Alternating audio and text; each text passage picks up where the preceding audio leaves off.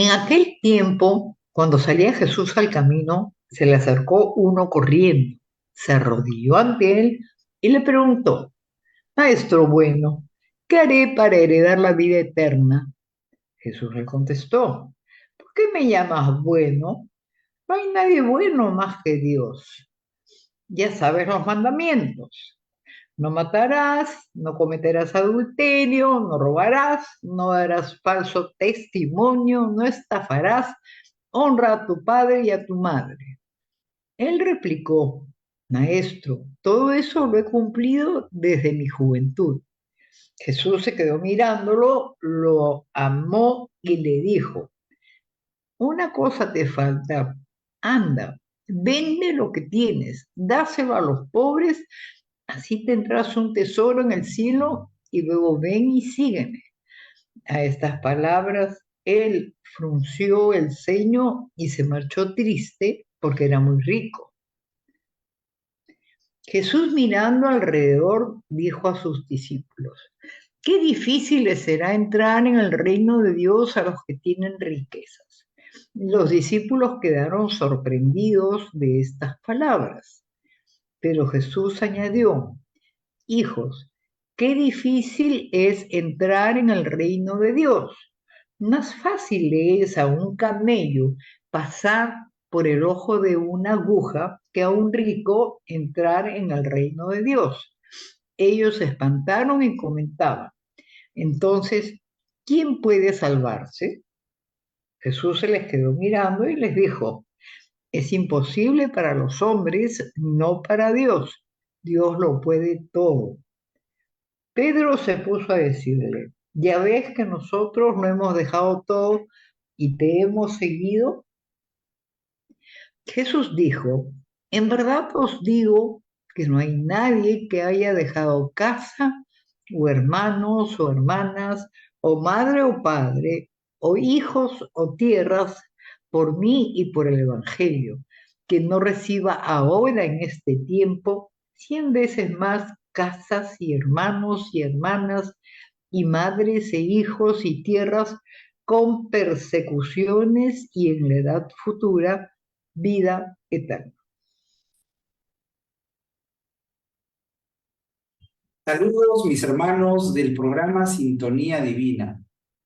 Es la 28ª semana de tiempo ordinario y este domingo el Evangelio nos presenta un hermoso encuentro de Jesús con una persona de características muy peculiares para podernos hacer la pedagogía del seguimiento a Jesús versus la riqueza o las posesiones materiales o el bienestar humano terreno. ¿Qué se nos propone? Primero, que esta persona tenía tres características. La primera, era muy joven. Segundo, tenía muy buen corazón, porque dice la lectura, era cumplidor desde niño de los deberes religiosos y tenía una actuación recta, pero estaba muy inquieto por saber cómo heredar la vida eterna. Y en tercer lugar, era muy rico. Y quiere Jesús decirnos que esa riqueza en sí no descalifica para heredar el reino. Indudablemente, los bienes económicos son necesarios para el ser humano en la tierra, pero lo que este evangelio trata de decirnos es que no debemos estar esclavizados, sino por el contrario tener una actitud generosa, desprendida, caritativa. Algunos le llamarán solidaria, ¿no? Porque no conocen la luz del evangelio. Para nosotros la luz del evangelio nos dice que esto es amor, amor al prójimo. Amor al prójimo por encima de ti mismo. No es como a ti mismo. Fíjate, el Señor cambió el chip. Lo hemos dicho en nuestro programa. Amen a los demás. Ámense los unos a los otros. Como yo les he amado. Si yo, que soy el maestro, os he lavado los pies, así deben ustedes de proceder.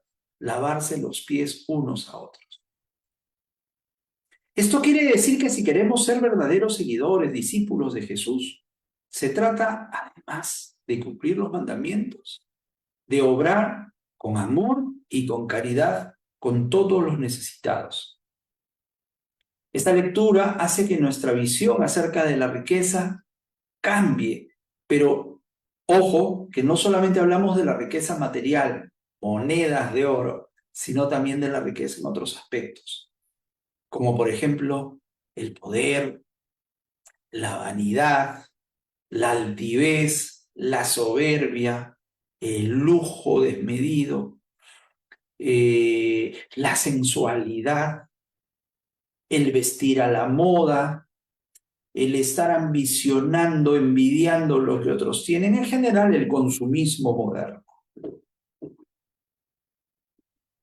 Todo aquello que no nos va a dar la felicidad ni la salvación. Oh, fíjense que el Papa Francisco dice que este joven rico no se dejó conquistar por la mirada de amor de Jesús y por esa razón no pudo cambiar.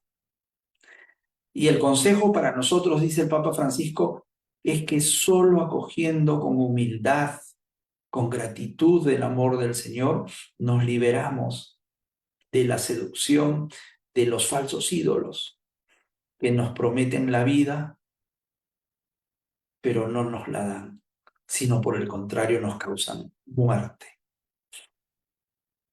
Hermanos, no hay que vincular, como se hacía en el mundo antiguo, que la consecuencia de actuar bien es poseer mucho dinero, ¿no? Igualmente, interpretemos muy bien esto que dice el Señor de lo del camello, si puede pasar por el ojo de la aguja.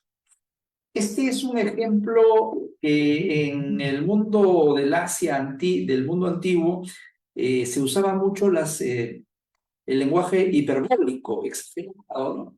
Qué difícil es que un rico entre, más fácil es que un camello pase por eso. O sea, es una exageración, obviamente. Pero Jesús dice que hasta hay posibilidad de que un camello pase por el ojo de una aguja. Sí, hay posibilidad.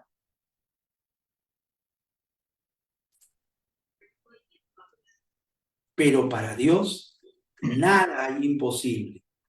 Esto del ojo de la aguja y el paso del camello, que como decimos es un lenguaje hiperbólico, exagerado, se ha llegado a descubrir de que no se refería a una aguja de acero, ¿no? Esa que usan los costureros, sino se referían a un término arquitectónico, que es la ventana o la puerta de la aduana, por donde pasaban los camellos, y para que puedan pasar estos pobres animalitos que venían cargados de mercadería, tenían que agacharse mucho y a veces no podían pasar porque ni agachándose con tanta carga de mercancías, estos camellitos podían pasar por la puerta de la aduana.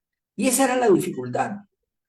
Era la dificultad que el Señor decía, si tú te recargas mucho, eres un camellito lleno de cosas, no vas a poder pasar por la puerta de la aduana, ¿no? Entonces le llamaban la aguja porque era el término arquitectónico del edificio.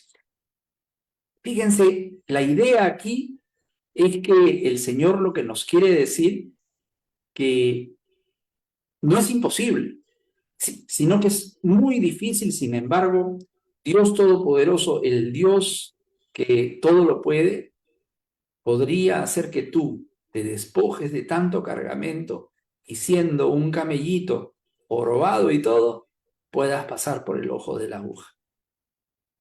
Entonces, resumiendo, no hay peligro en la riqueza, sino en el apego, porque es lo que nos dificulta el seguimiento a Jesús. El reino nos exige un cambio desde esta palabra, desde esta lectura, para desprendernos de las ataduras por lo material.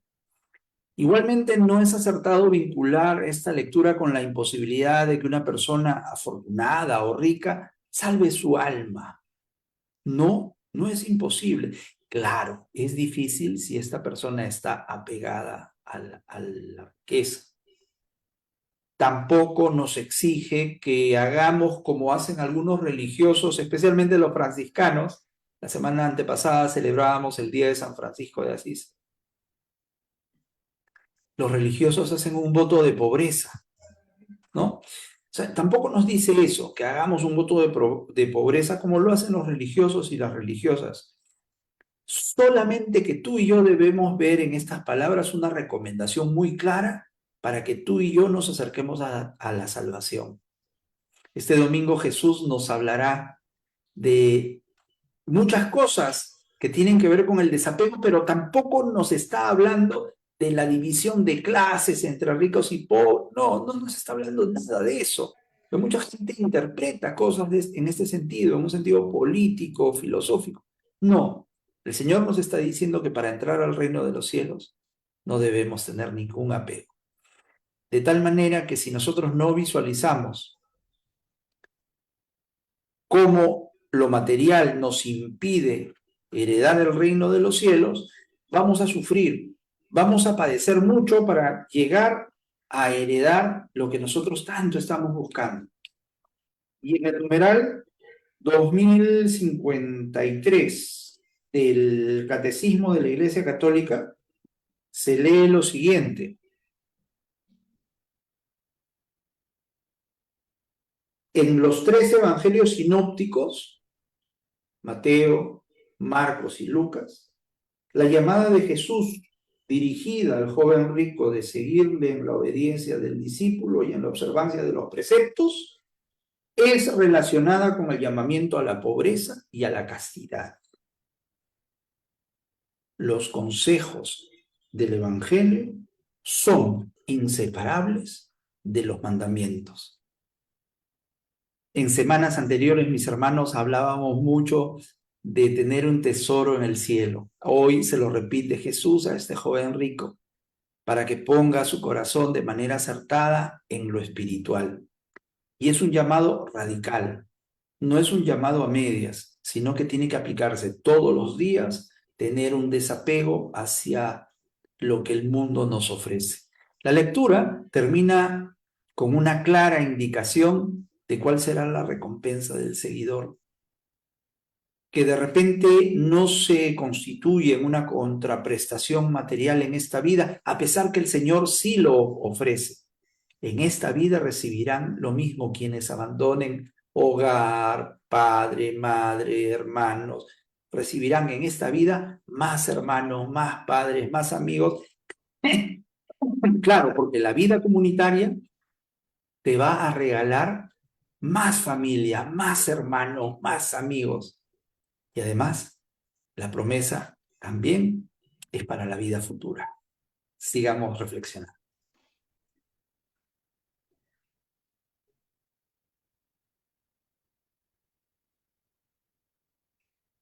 La gente se apiñaba alrededor de Jesús y él se puso a decirles: esta generación es una generación perversa. Pide un signo, pero no se le dará más signo que el signo de Jonás. Pues como Jonás fue un signo para los habitantes de Nínive, lo mismo será el Hijo del Hombre para esta generación. Y la reina del sur se levantará en el juicio contra los hombres de esta generación y hará que los condenen, porque ella vino desde los confines de la tierra para escuchar la sabiduría de Salomón. Y aquí hay uno que es más que Salomón.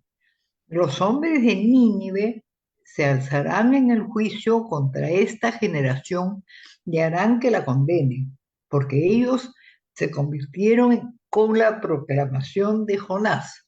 Y aquí hay uno que es más que Jonás.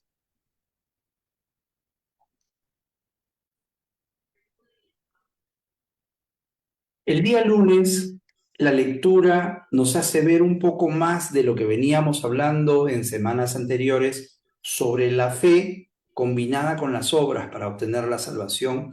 Y hoy quiere dar un poco más de énfasis, recargar el interés, recargar la atención sobre la fe. Fíjense cómo el pueblo de Israel escuchaba a Jesús, lo seguía, aparentaba seguirlo, pero tenía poca fe. ¿Saben cómo nos damos cuenta? Porque los doctores de la ley le pedían milagros para creer a Jesús. Claro, ya hemos dicho que él no era un mago, un ilusionista, pero querían creerle a partir de los signos. Por eso que Jesús les llama generación malvada. Mateo, hoy día hemos leído Lucas, pero Mateo les llama generación perversa, generación adúltera, generación infiel, porque quieren ver un milagro, ya que dicen ser creyentes en Dios. No lo niegan, pero tienen otros ídolos en su corazón, y hoy día modernamente nos pasa a nosotros lo mismo. Somos a veces creyentes infieles, contradictoriamente a lo que puede esto sonar. ¿eh? No negamos la existencia de Dios con la boca, pero tenemos otros ídolos en nuestro corazón. Y esto pasaba con los contemporáneos de Jesús, que vienen a él, escuchan, aceptan su mensaje, pero es una conversión momentánea, es una conversión que no dura, porque luego vuelven a la perdición, luego vuelven al pecado. Y justamente los maestros de la ley querían o pedían signos, pero más, si ya Jesús había hecho muchos, había resucitado, había sanado, había expulsado demonios. ¿Y se acuerdan lo que decía Jesús? Les decía Jesús, ustedes oyen pero no escuchan, ven pero no miran. Por eso Jesús hace alusión al síndrome de Jonás, que es invocar a la hipocresía, a la vanagloria de la religiosidad perfecta, pero con fariseísmo, porque se pensaba, como Jonás en su momento, tener sus ideas claras. Y había sido Jonás enviado a hacer convertir a los ninivitas, Jonás había negado. ¿Yo qué tengo que ver? Dijo Jonás con todo esto, y desobedeció el mandato de Dios de ir a predicar a Nínive, y por eso a Jonás, según la lectura del libro de Jonás, capítulo 3, se lo traga una ballena. Y estuvo 3 días en el vientre de esa ballena antes de ser arrojado. Y esa es la señal de Jonás. 3 días. ¿A qué te suena eso? A que Jesús va a ser ahora partícipe, siendo ahora más que Jonás, va a ser partícipe nada más ni nada menos que de la muerte, descenso a los infiernos y al tercer día resurrección gloriosa. La población de Nínive se convirtió con la predicación de Jonás, a pesar de todo. Pero esta gente perversa, esta generación infiel, no era capaz ni será capaz de convertirse. Especialmente ante una predicación de alguien que es más que Jonás, dice Jesús, ¿verdad? Y esta es la única manifestación del Dios vivo para llamar a la fidelidad de manera decisiva. Esto es la fe.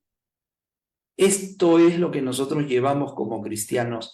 El signo de Jonás no es un milagro más, porque sabemos que seremos salvados, más allá del ejemplo de Jonás por un Señor que murió y resucitó. Algunos creyeron en Jesús por sus palabras, por sus dos, otros no, ni con palabras ni con actos. ¿Qué más daba entonces hacer más signos? Jesús no hacía signos para que creyeran en él tampoco. Y esto es porque la fe tenía que venir sin obras, sin signos necesariamente, como Tomás, que quería meter sus dedos en el costado, o tocar las llagas de las manos y pies del Señor. Felices los que sin ver creen. Jesús no hacía milagros para que crean en él, sino que fomentaba la caridad, el perdón, la misericordia del pecador, porque esta era la gran respuesta de amor de su Padre que lo envió al mundo. Por eso, mis hermanos, no perdamos la confianza que hemos sido salvados por la sangre de Cristo en la cruz. Todavía hay muchos hermanos que piensan, como la gente perversa de la lectura, como los maestros de la ley, solo serán salvados por lo que hacen. Por eso, la fe es importante también, no solo las obras, ¿no? Decíamos nosotros que las obras son importantes, son complementarias, pero no solo las obras, no por decir Señor, Señor te vas a salvar. Y cuidado con apartar a aquel que obra mal, porque no será un apartado, será un hermano llamado a la conversión. Las obras son muy necesarias, pero tienen que ser una respuesta de acción misericordiosa, de amor al Jesucristo que todos los días nos repite este mensaje, porque Él es el que nos salvará. Sin el amor, sin el componente del amor, las obras serán insuficientes. Continuamos. Tomó la palabra Jesús y dijo: Te doy gracias, Padre, Señor del cielo y de la tierra, porque has escondido estas cosas a los sabios y entendidos y se las has revelado a los pequeños. Sí, Padre, así te ha parecido bien.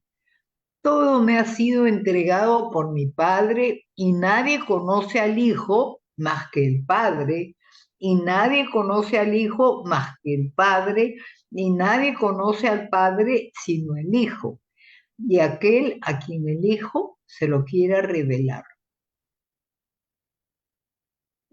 Venid a mí todos los que estáis cansados y agobiados, y yo os aliviaré.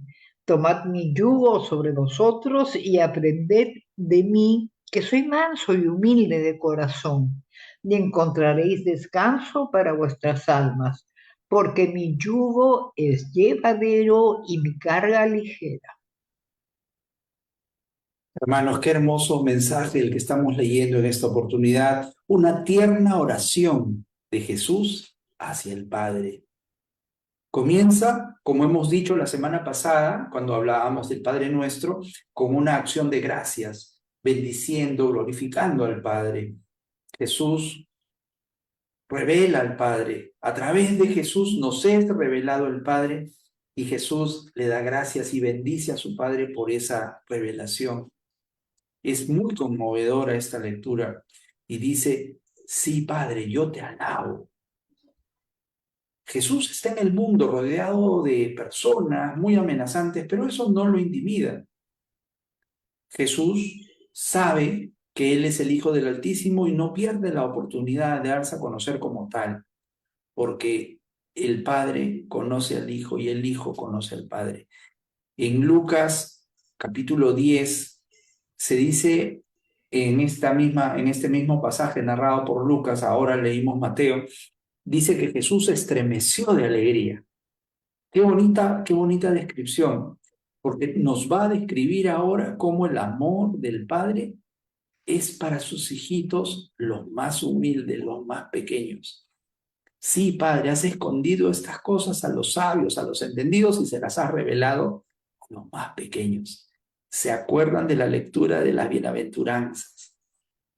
Jesús agradece a su Padre porque solo los pequeños, solo los sencillos serán capaces de acoger el amor y serán capaces de percibir cómo es que se llega hasta Dios. Agradece porque no es a través de la sabiduría, de los títulos, de los estudios, de los diplomas, de los agasajos, tampoco es a través del estatus o de la vanagloria del poder, de la riqueza. Ya ya sabes quiénes son los sabios a quien se refería Jesús. Ya sabes quiénes son los entendidos, los prudentes, ¿no? Ya sabes.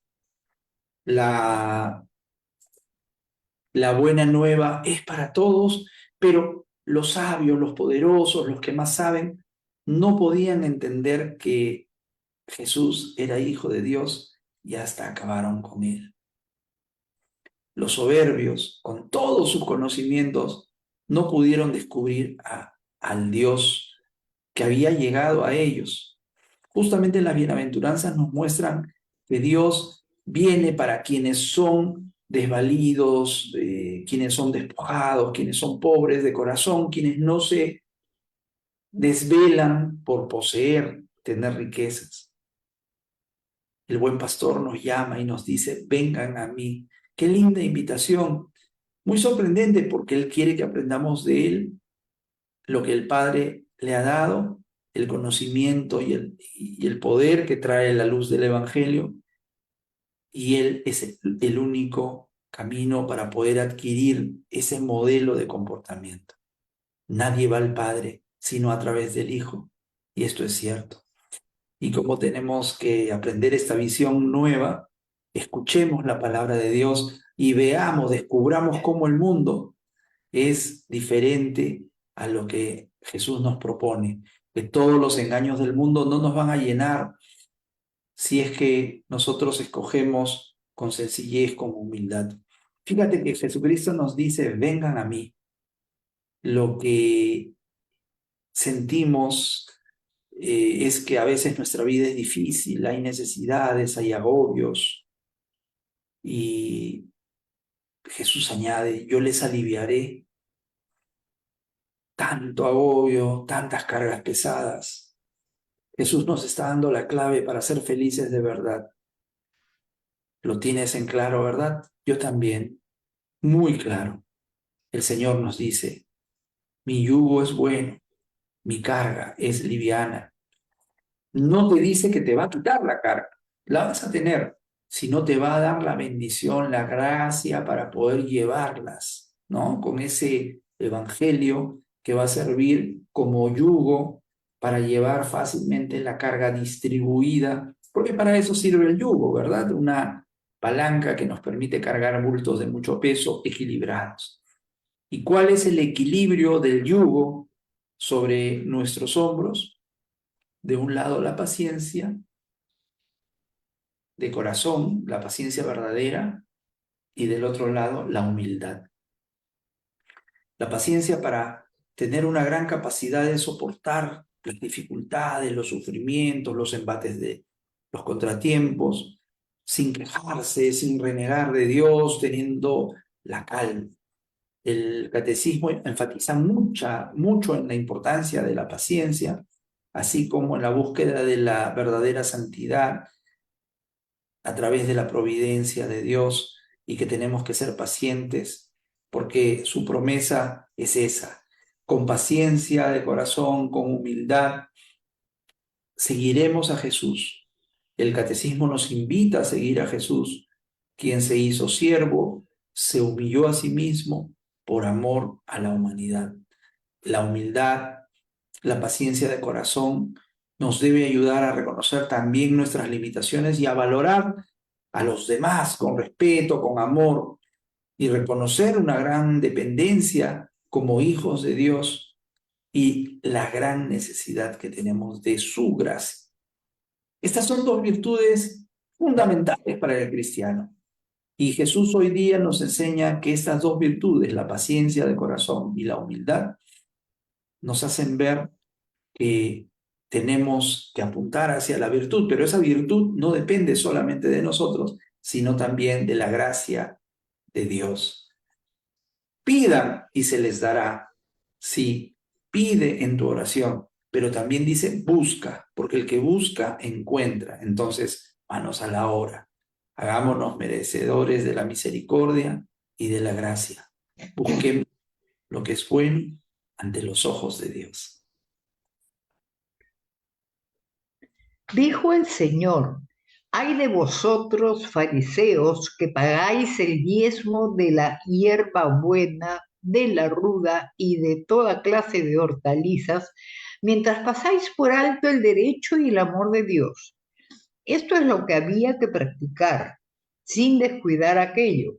Ay de vosotros, fariseos, que os encantan los asientos de honor en las sinagogas y los saludos en las plazas. Ay de vosotros, que sois como tumbas no señaladas que la gente pisa sin saberlo. Le replicó un maestro de la ley. Maestro, diciendo eso nos ofendes también a nosotros. Jesús replicó, ay de vosotros también, maestros de la ley, que cargáis a los hombres cargas insoportables, mientras vosotros no tocáis las cargas ni con uno de vuestros dedos. Ah, Jesús ahora está poniendo al descubierto a las personas que aparentan una fe, una vida devota, pero sufren de una absoluta falta de coherencia. Como decíamos la semana pasada, no hay nada que quede oculto, no hay nada que no se llegue a saber. Y en este caso el corazón del religioso hipócrita, del religioso aparente, quien solamente finge seguir un culto o un ritual, pero en realidad se rinde culto a sí mismo, a partir de la idea equivocada que él debe hacer que otras personas se formen una buena idea de él. Y eso no está sujeto al mandato del amor, sino del mandato al egoísmo.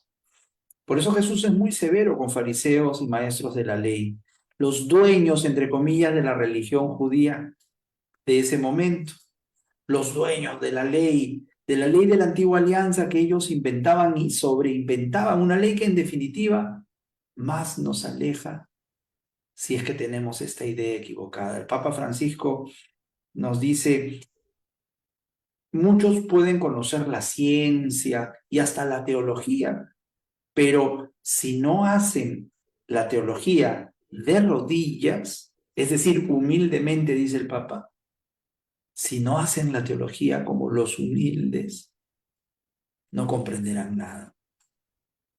Por eso nuestra religión, o la religión en general, a veces es considerada, cuestionada, ¿no? Considerada de falta de autenticidad, de que es incoherente.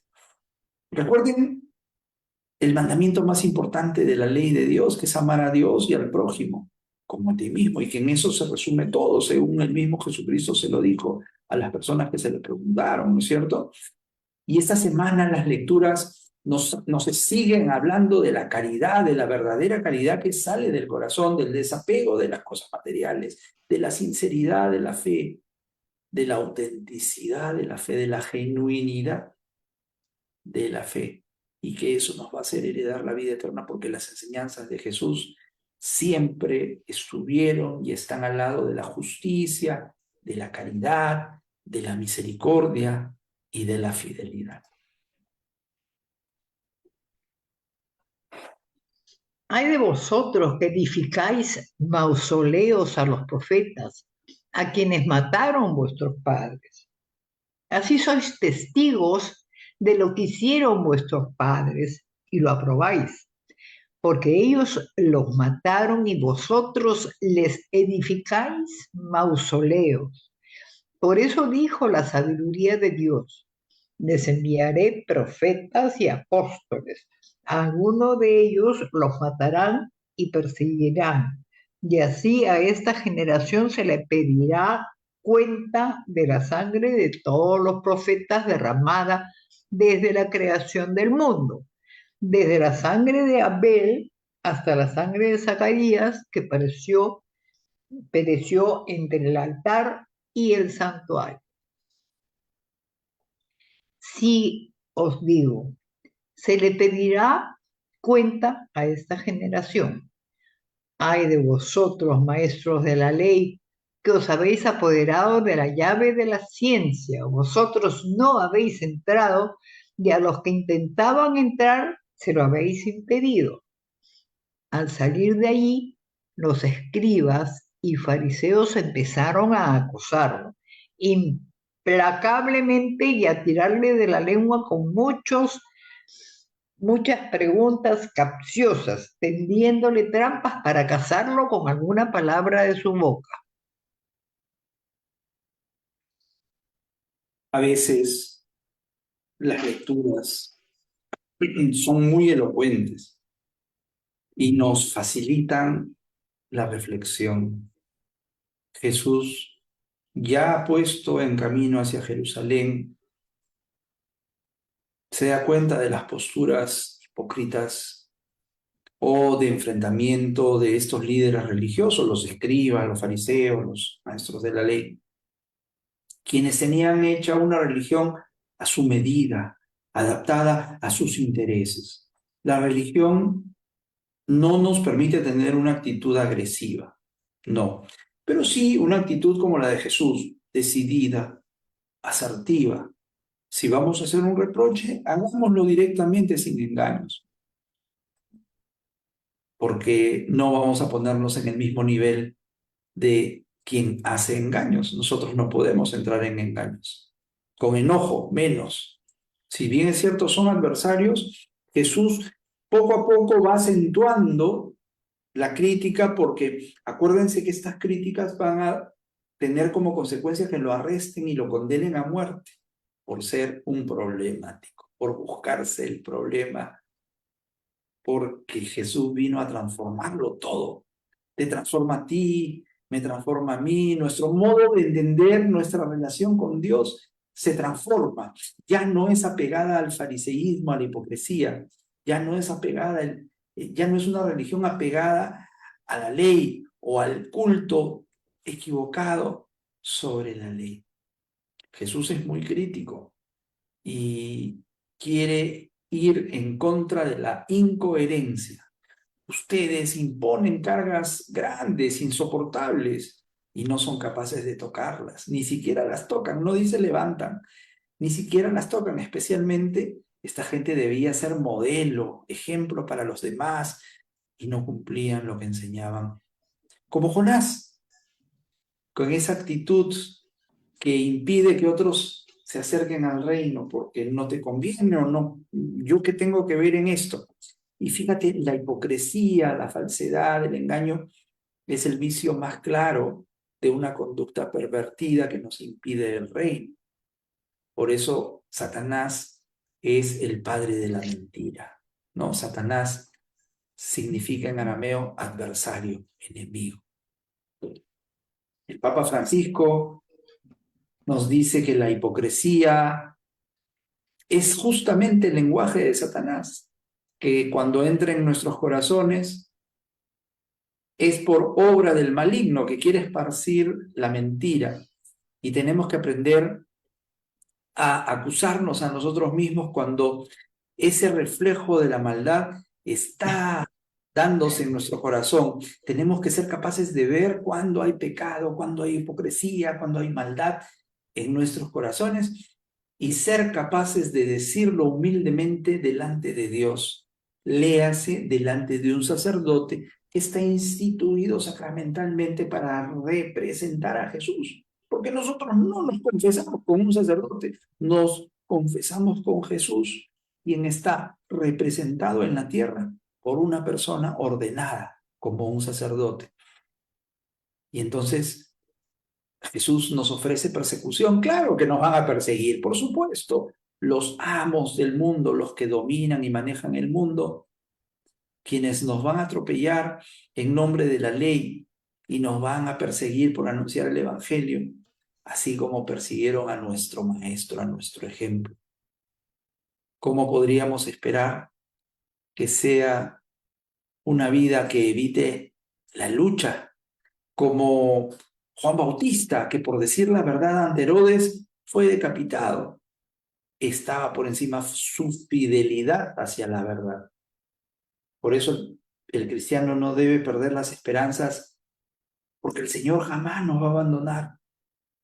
Como se dice, nuestro Señor no dejará pasar por alto nuestros sufrimientos, no serán invisibles ante los ojos de Dios, porque Dios lo ve todo y Dios nos protegerá. Y tu recompensa, ya lo dijo en las lecturas anteriores, será la salvación. Estos fariseos, maestros de la ley, eran los perros del hortelano. Ustedes inventan la ciencia, pero no dejan entrar a otros. Se lo habéis impedido. Esto es muy grave. Nosotros debemos tratar de que esta ciencia, entre comillas, que es la fe, sea compartida por todos. Que así como nosotros queremos salvarnos, debemos dar el ejemplo para que los demás también se salven. Convertirnos para que otros se conviertan y ser impulsores de las leyes y las conductas que fluyen del Evangelio, ¿no? el santo San Francisco de Asís decía, predica con tus actos. Y si tienes tiempo, también hazlo con tus palabras. ¿Ah? El cristiano, como dice el Papa Francisco, es cristiano por atracción. No es cristiano por predicación. Puedes predicar, pero no será tu prédica la mejor evangelización que puedas tener. Y obviamente en tu evangelización tiene que estar presente esto que estamos hablando hoy día, que es la coherencia. Designó el Señor otros 72 y los mandó delante de él, de dos en dos, a todos los pueblos y lugares a donde pensaba ir él. Y les decía, la mies es abundante y los obreros pocos. Rogad pues al dueño de la mies que envíe obreros a su mies. Poneos en camino, mirad que os envío como corderos en medio de lobos. No llevéis bolsa, ni alforja, ni sandalias, y no saludéis a nadie por el camino. Cuando entréis en una casa, decid primero, paz a esta casa. Y si allí hay gente de paz, descansará sobre ellos vuestra paz. Si no, volverá a vosotros. Quedaos en la misma casa comiendo y bebiendo de lo que tengan, porque el obrero merece su salario. No andéis cambiando de casa en casa. Si entráis en una ciudad y os reciben, comed lo que os pongan, curad a los enfermos que haya en ella y decidles, el reino de Dios ha llegado a vosotros. El reino de Dios. Jesús nos invita nuevamente, como leíamos la semana pasada, nos envía como corderos en medio de lobos. Pero nos dice astucia versus astucia, porque el cordero, cuidado, la figura del cordero es porque el cordero es bobito, ¿no? Es tontito. Pero el cordero no tiene que ser tan ingenuo, sino tiene que tener la astucia. Manso siempre, sí, manso como un cordero, pero astuto. Porque si tú eres cordero, solo cordero, no te vas a poder defender de los lobos. Pero no te sientas como lobo tampoco, porque si eres lobo, no necesitas a Jesús. Mansos como corderos, sean como soy yo. Los enviados somos a evangelizar al mundo, ¿no?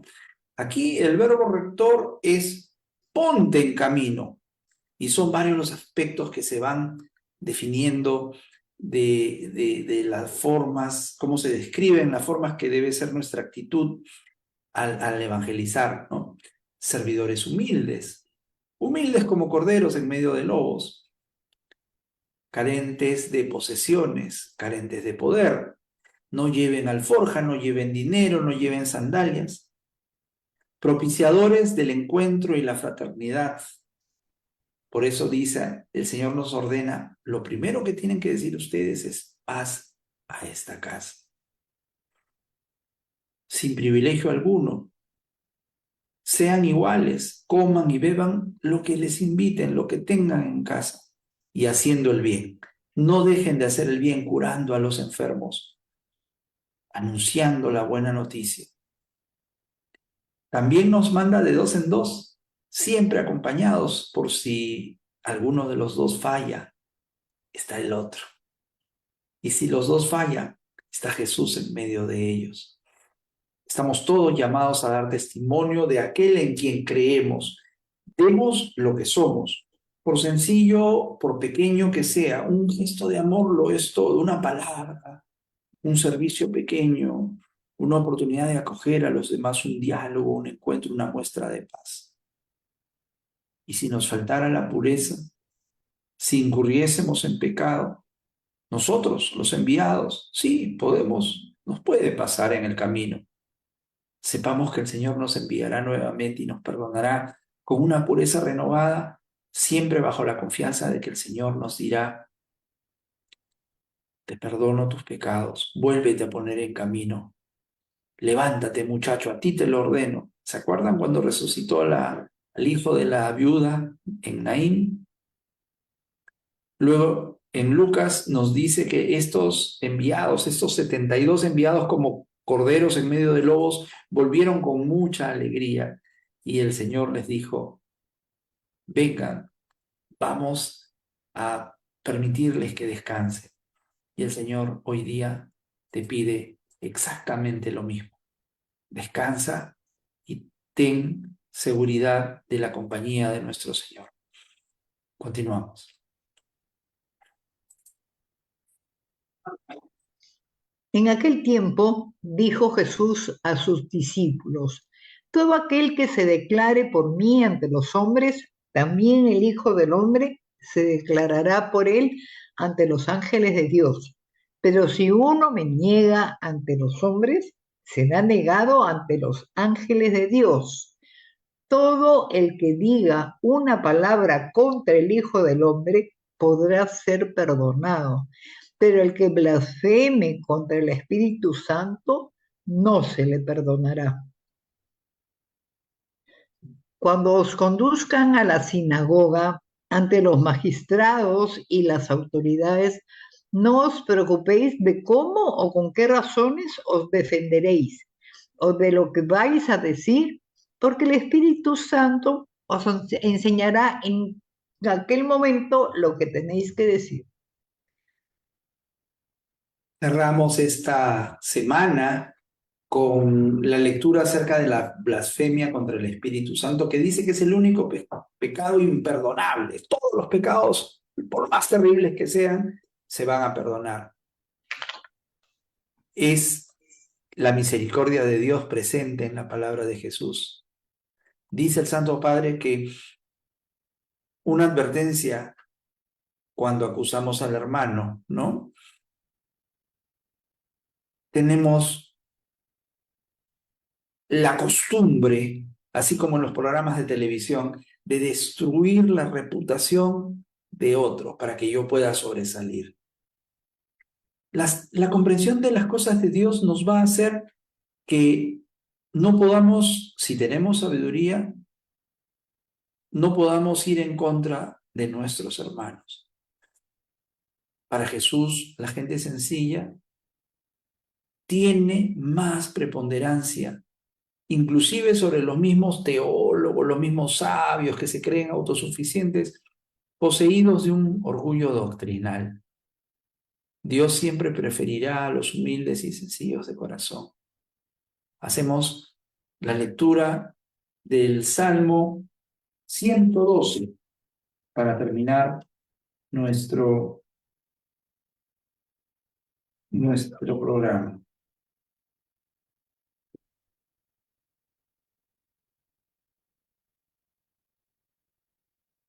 Feliz el hombre que teme al Señor y valora mucho sus mandamientos.